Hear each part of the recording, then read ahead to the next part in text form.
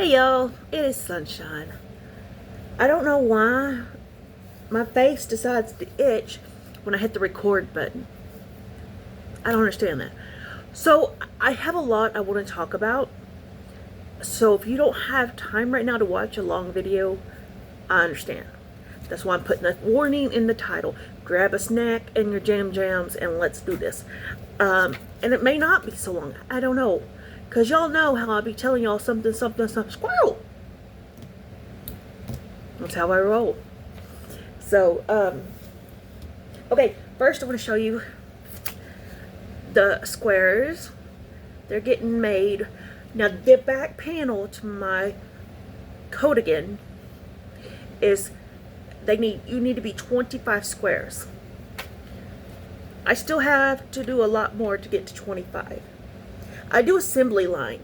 Like, I do all the one color and then go to the next color. So I do assembly lines so it doesn't get completely boring. But I think it's gonna maybe be a little biggish than I want. I say that because their squares come out 6 by 6 and mine come out more like 8 by 8. But I picked the pattern, I put the schematic that says something to 5X. We all know I am not a dainty girl. Nope. I got rolls and love handles and stretch marks. So, we're getting that done. Went to, let's see, there's something else I was going to tell y'all before I got into it. I can't remember. Anyway, so here's a long story. I found this video on YouTube, and it was Quilt As You Go hexagon blanket or something like that with a very cute older lady, super cute lady, and you know, the kind that you want to sit on the porch with and talk about the good days. Yeah, and she was showing how what she was doing was different than English paper piecing. Okay, English paper piecing is where you gotta have the card stock of the hexagon shape. You know what I'm saying? And you put the paper around. It's so tedious, really tedious.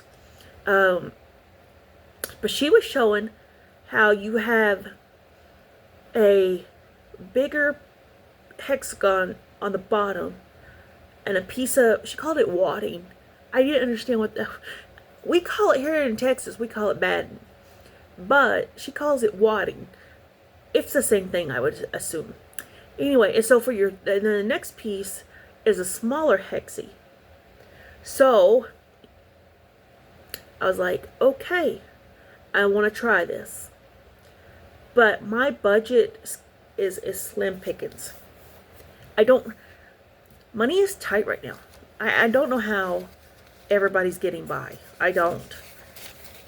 I'm just very blessed. And I pray that I know everybody's struggling right now. Oh, we're going to have to do something different. We're going to have to change the ball game. So, they have templates of hexagons. But they want to charge a really high amount.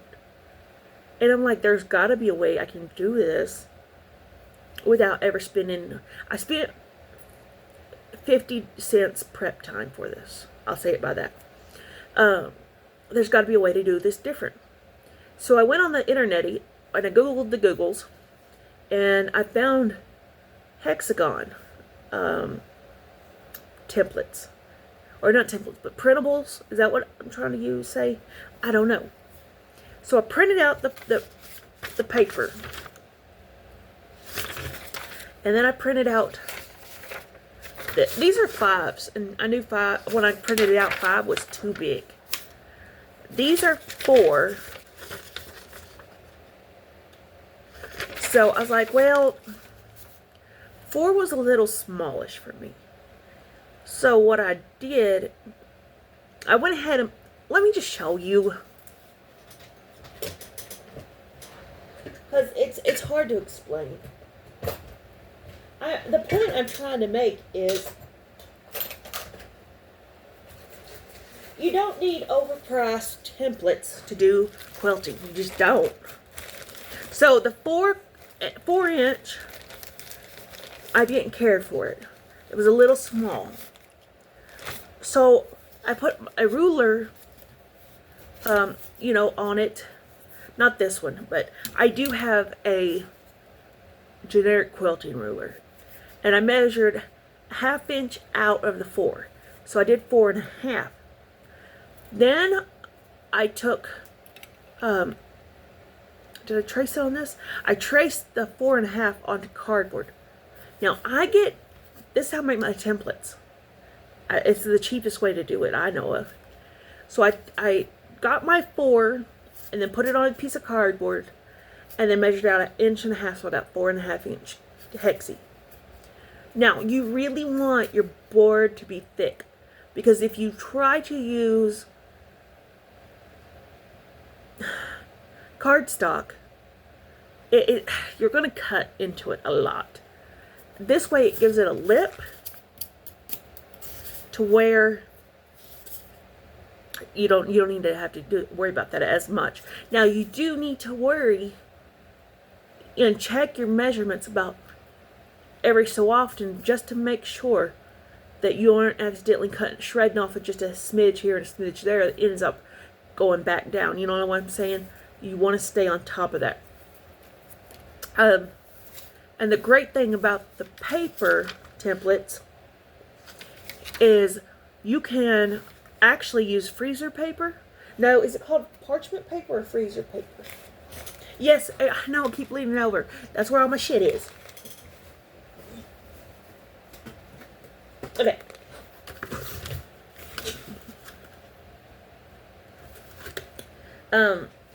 You can buy it at the dollar store.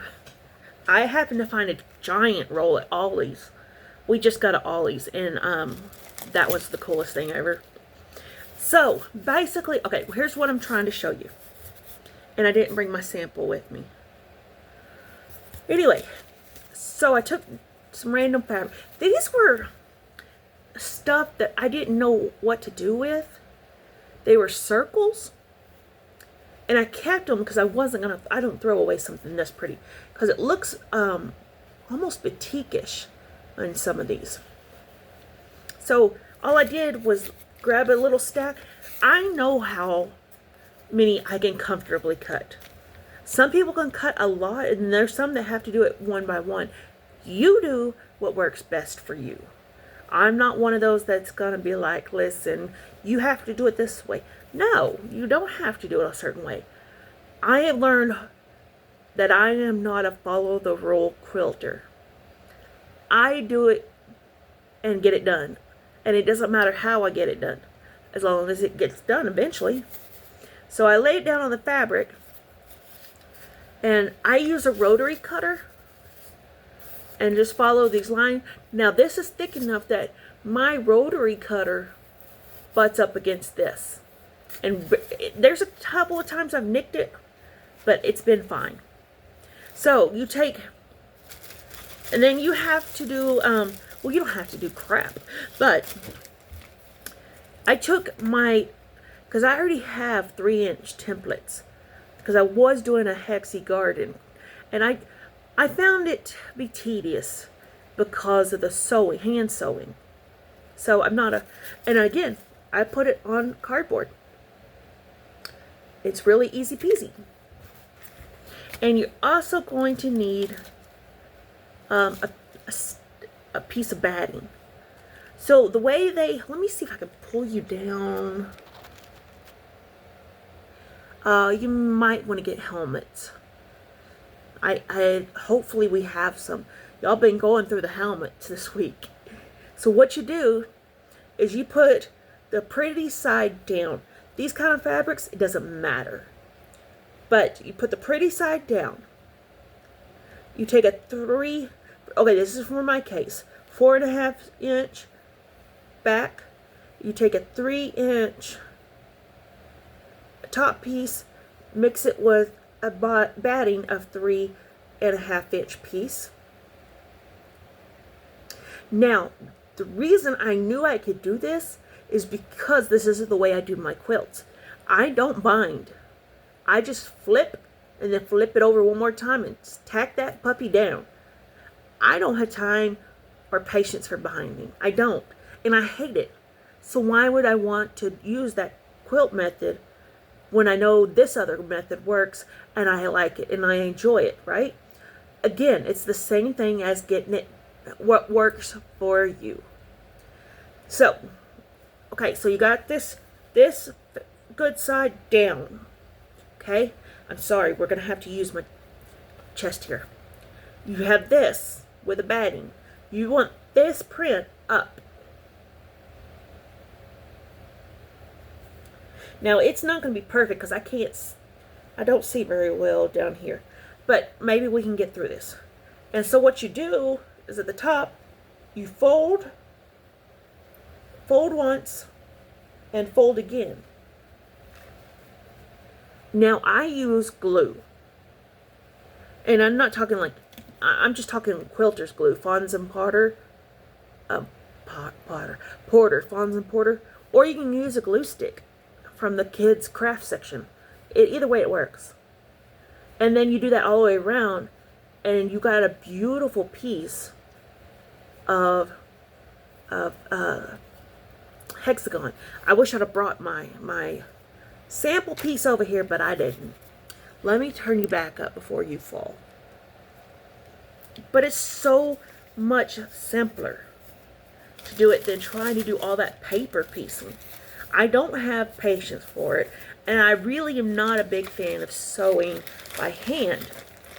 But this one, I'm going to avoid a lot of this hand sewing because not only am I going to use the glue pen or glue stick, like Elmer's glue stick, it's washable. Maybe it's not up here no more. I don't know. Y'all, it's a hot mess up here. I know that. Huh. Okay, well, the glue stick wandered off somewhere. But, anyway, how I'm going to get out of the hand sewing part of this is I'm going, because I know I flipped it and flipped it, I know that I can do that and then tack, sew it around the front. That's going to save a lot of hand sewing. The only hand sewing I see for this project is joining the square, joining the hexies. Because there's not a good way to do that with a quilt as you go. So I see that part being an issue. But if that's all I have to do to join these things, I think I'm down for that. Because I can glue and then stick, and then sew. Press it really good, and it's done. Really good stuff. And then I'm not going to join them till I have a lot made. Like, I know I'm overwhelming myself when I say this, but I want to go big. Not like king size big, but I don't know. I just want to go big. I'm doing a lot of micro crochet lately. I haven't done anything big in the quilting business. And it's not even a business. The other thing is, what time are we on? Almost 14 minutes. The other thing is, I wanted to design, I don't want to call it a logo because I'm not doing business. I call it a ministry. I try not to push God on y'all too often. But I wanted to have a name and branded for my ministry. And for those that are brand new to the channel, thank you for coming. Do not try to take the sparkly crayons from Miss Beth.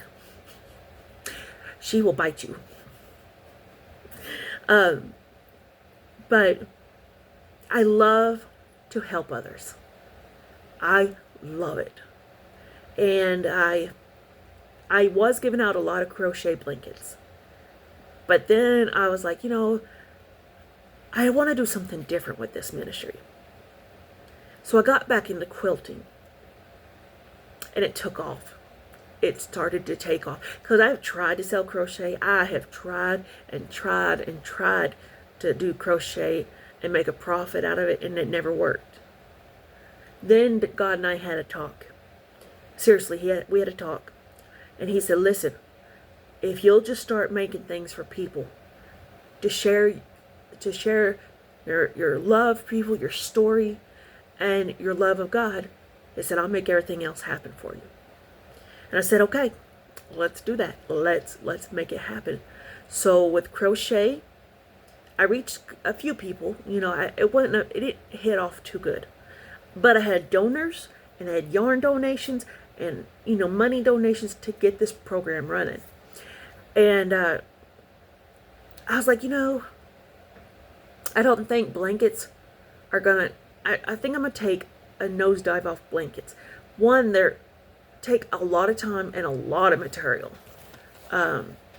So, and for them to just sit, because I would load them up in my truck and hang them out when I could, or if there was a new family at the church, or whatever the case may be. So I was like, okay, what else can I do? And I got the voice of it, well, how about you start doing quilts again? Okay, let's do that, because I love to quilt. But I hate having the quilts stack up. And I think people want quilts more than they would crochet. I'm pretty new at starting this side of the ministry. So I don't have donors at this time. But I'm not relying on that, because God said he will provide, and I know he will. So far I've made a quilt for our arena team at church. Our church is a cowboy church, so we have our own arena. So I made a quilt for them to auction off. There's a family in our church that has a substantial amount of medical bills because their little one just got type 1 diabetes. So I made a quilt for them to auction off. I made a quilt for somebody that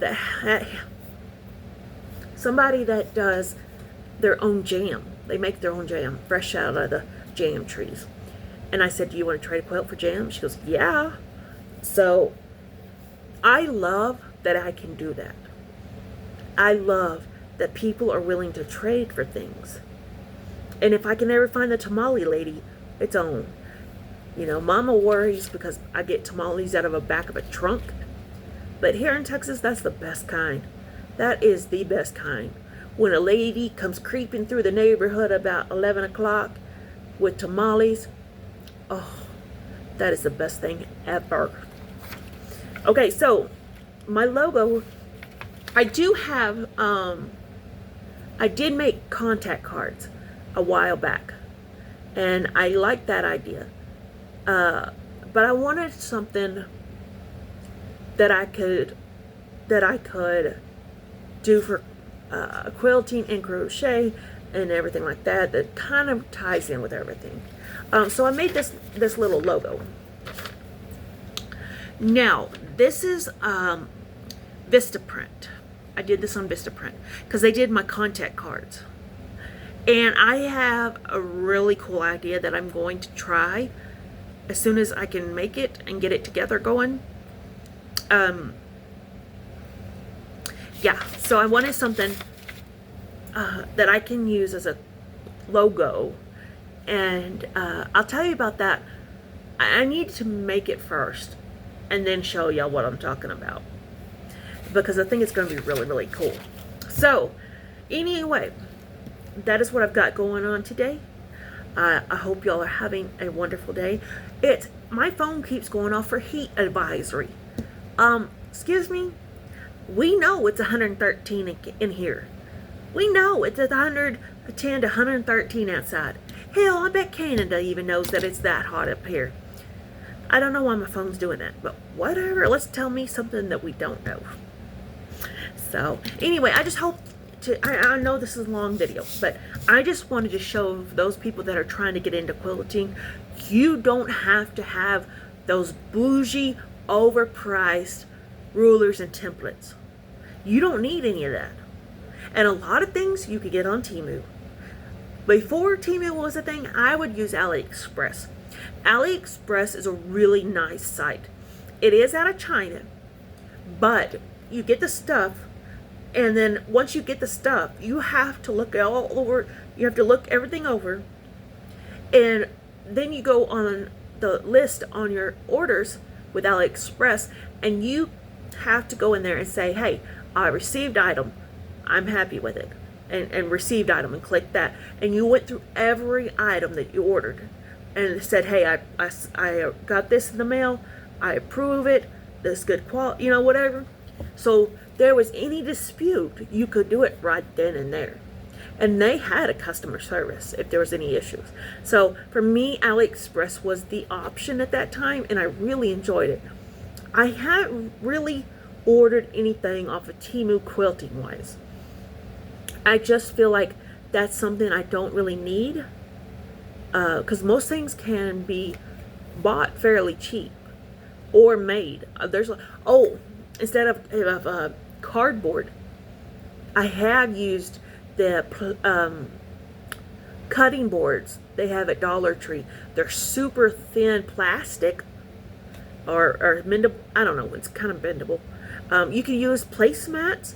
I mean, just get creative. You don't have to buy all those rulers and templates and everything that everybody says you need to quilt. You don't. You don't. So I love you guys. I hope you all have a wonderful day. Take care of yourselves, and we'll talk to you soon. Bye, guys.